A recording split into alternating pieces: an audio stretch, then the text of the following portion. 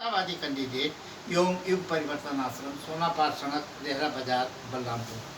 आज आप लोगों को अमर आत्मा की कथा भाग 4 का एपिसोड नंबर 413 सुना रहे हैं।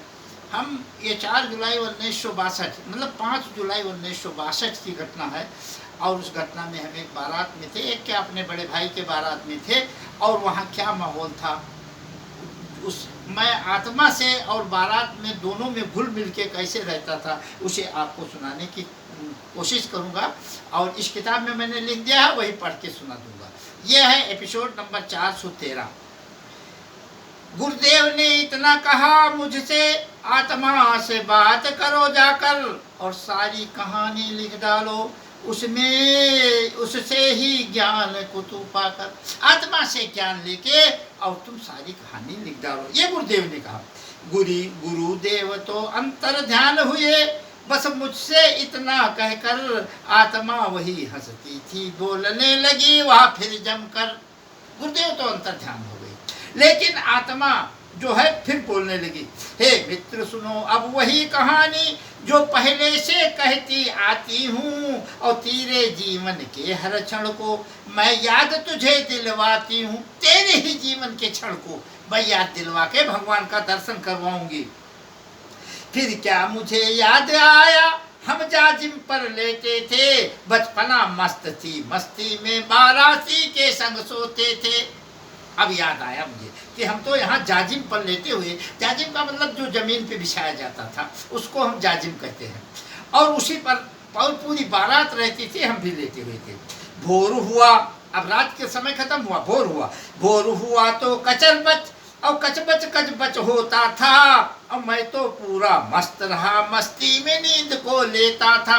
अब सुबह हुआ तो पूरे बाराती जहाँ 150-200 आदमी थे, वो कचर तो होने था, वो होने लगा। कान में मेरे आवाज पड़ी, पर आंख न मेरी खुलती थी, मैं तो सोने में मस्त रहा, नींद तो मेरी पलती थी। हम सो मस्त रहन, कचबच हुए लाग रहा, और गुरुदेव के आत्मा के दर्शन तो होने लगा। आंख खुली मैंने देखा, कोलाहल वहाँ भारी थी, और गपशप करते सारा बाराती, वहाँ पर कोई न नारी थी। बारात में कोई नारी नहीं थी। उस समय पुरुष ही बारात को जाते थे और पुरुष ही सब थे। अब क्या हुआ, सब लोग गए, दातुन वातुन करके तैयार हो रहे थे पूरे बाराती। भूजा भेली चटनी रखी थी सब लोगों को खाने को, खाकर पानी पिए बाराती अपनी भूख मिटाने को। जितने बाराती से सबके लिए भूजा और भेली आ गई थी। हाथ पैर को साफ करे, दातोन वहाँ कुछ करते थे, हंसी खुशी में सारे बाराती वहाँ खूब मस्त खूब रहते थे। भुजा चबैना भेली खाते, चटनी का चाट लगाते थे, और जिन बुढ़ों के दांत नहीं वह खड़े खड़े पछताते थे। अब जिसके दांत नहीं रहा वह बेचारे खड़ा रहे, भुजा कैसे चबाते थे। थोड़ा सा वह गुड़ खाकर पानी ज्यादा पीते थे, और बारात की रौनक देख रहे वह लेकिन कुछ ना लेते थे। अब वो भूजा चबाक दम नहीं रहा, उनके दतवे नहीं तो करेगा।